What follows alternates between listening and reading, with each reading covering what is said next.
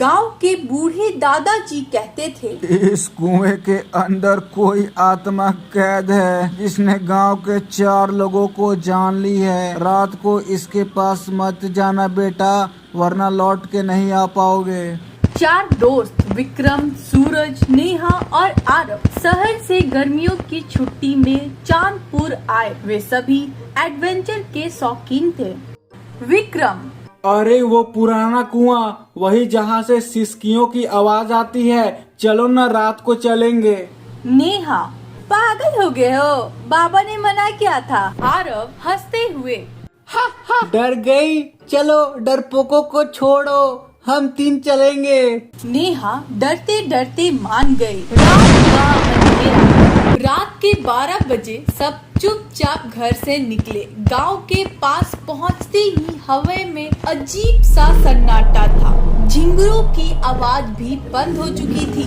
जैसे ही विक्रम ने कुएं में पत्थर फेंका, कुएं से एक ठंडी हवा निकली और एक काली परछाई दिखाई दी। धीमी आवाज में, क्यों आए हो? मेरी नींद क्यों तोड़ी? सब डर गए, लेकिन विक्रम बोला, कौन हो तुम? सामने आओ। अचानक कुएं से एक औरत की आत्मा निकली। उसका चेहरा झुलसा हुआ था, आंखों से खून बह रहा था।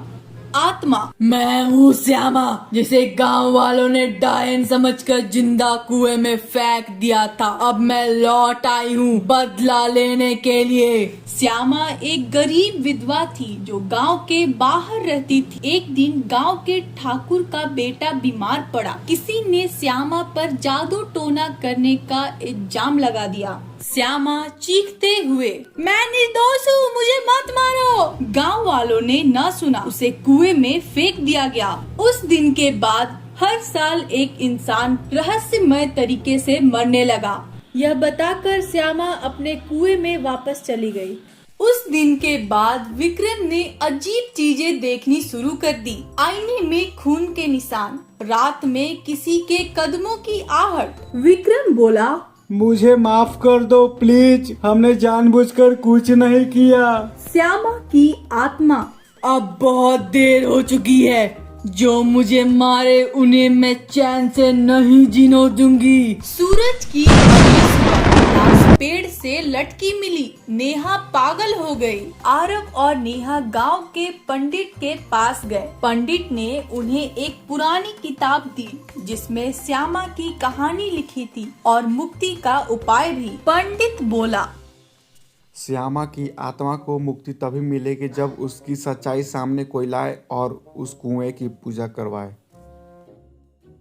सच्चाई का पर्दाफाश। आरव और नेहा ने गांव वालों को इकट्ठा किया और सारी कहानी बताई। शुरू में गांव वाले नहीं माने, लेकिन जब कुएं से सिसकियां की आवाज आने लगी, डर गए। गांव वाले ने मिलकर कुएं की पूजा की और श्यामा के लिए मंदिर बनवाया। उस रात श्यामा की आत्मा फिर से आई।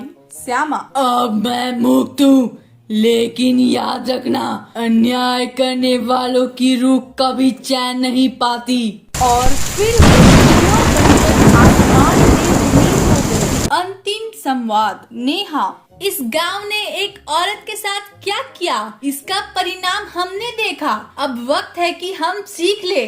आरव, हर भुक्त बुरा नहीं होता, कई बार वो सच्चाई की आवाज बनकर लौटता है।